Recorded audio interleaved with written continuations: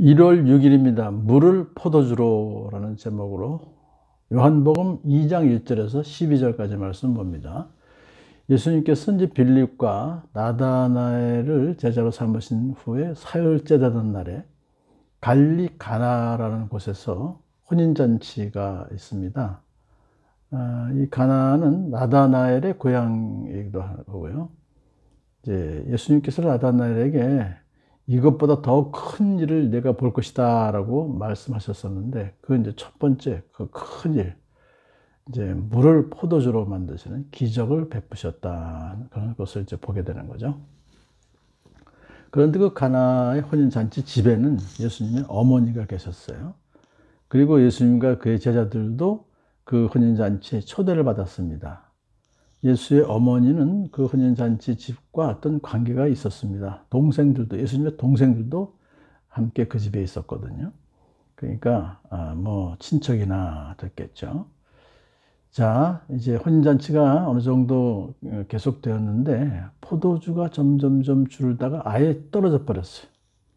혼인잔치에서 포도주가 없다는 것은 아주 치명적인 수치입니다. 그 신랑 집안으로서는. 그러자 이제 예수의 어머니가 이 사실을 알고 예수님께 와서 포도주가 떨어졌다라고 말했어요. 그것은 이제는 그 포도주를 어떻게 좀 다시 마련해서 이 문제를 해결해 달라, 수치를 좀 당하지 않게 해달라 하고 부탁한 것입니다.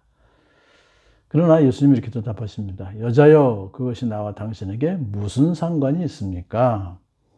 아직도 내 때가 오지 않았습니다. 여자여라고 해서 무례하게 그렇게 어머니한테 한 것이 아니라, 여자여라고 부르는 것은 그 당시 여자들을 부를 때 사용하는 아주 정중한 표현이었습니다. 예수님 공생 기간에 여자들을 부르실 때 여자여라는 표현을 자주 사용하셨습니다.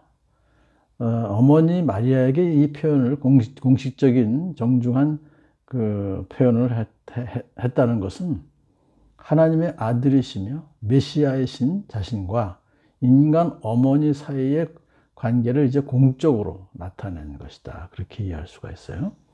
나와 당신에게 무슨 상관이 있습니까? 라고 하는 말은 나와 당신에게 아무 상관이 없는 일입니다, 이렇게 딱 잘라 말하는 것이죠. 그리고 아직도 내 때가 오지 않았습니다 라고 하는 것은 아직 나는 기적을 행할 때가 아직 않았습니다. 내가 아직 메시아인 것을 드러낼 때가 아직 않았습니다, 이렇게 말씀하셨어요. 이렇게 예수님께서 이런 말씀하신 그 이유는 뭐냐 하면, 예수님이 어머니의 부탁이나 간청 때문에 무슨 물을 포도주로 만드는 그런 기적을 하시는 분이 아니다. 어디까지나 아버지 하나님의 뜻대로 행하시는 분이다, 이것을 보여주는 거예요.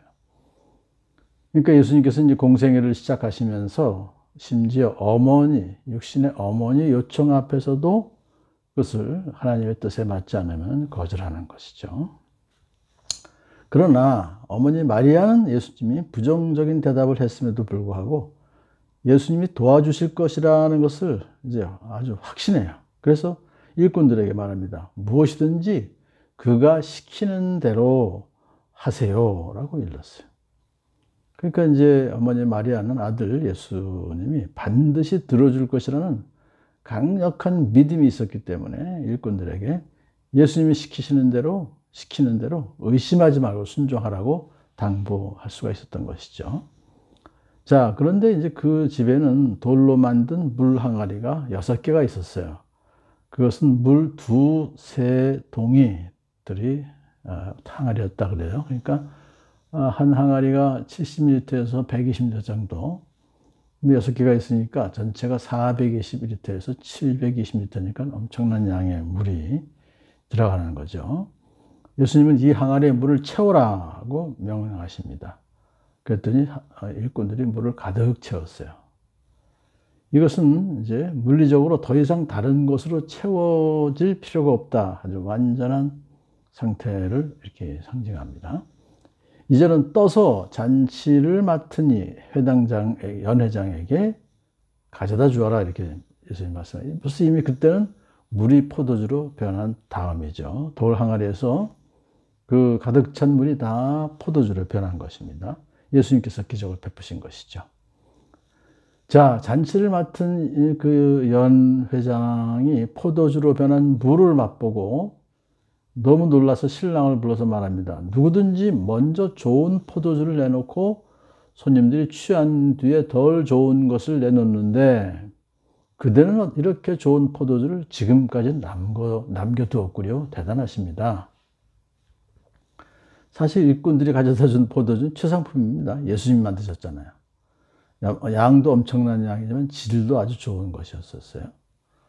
예수님 만드신 포도주는 그 양이 풍성했었지만 또 질 또한 최상의 품질을 자랑하고 있었습니다. 예수님께서는 항상 우리의 필요를 아시고 풍성하게 채워주시는 분입니다. 자, 예수님께서 이 첫 번 표징을 가나에서 행하여 자기의 영광을 드러내시니 그의 제자들이 그를 믿게 되었다. 이 기적을 행하신 목적은 어디까지나 예수님이 메시아이심을 제자들로 하여금 믿게 하시는 그런 목적이 있는 거예요. 그러니까는 그 자체, 표징과 기적 자체가 목적이 될 수가 없고 그것들을 통해서 예수님 믿게 하는, 그래서 영생을 얻게 하는데 기적을 베푸시는 목적이 있다는 것입니다. 자, 이 기적을 통해서 알 수 있는 것은 그 잔치에 초대받은 하객들은 최상품의 포도주를 마시고 아주 기뻐하고 즐거워했을 것이죠.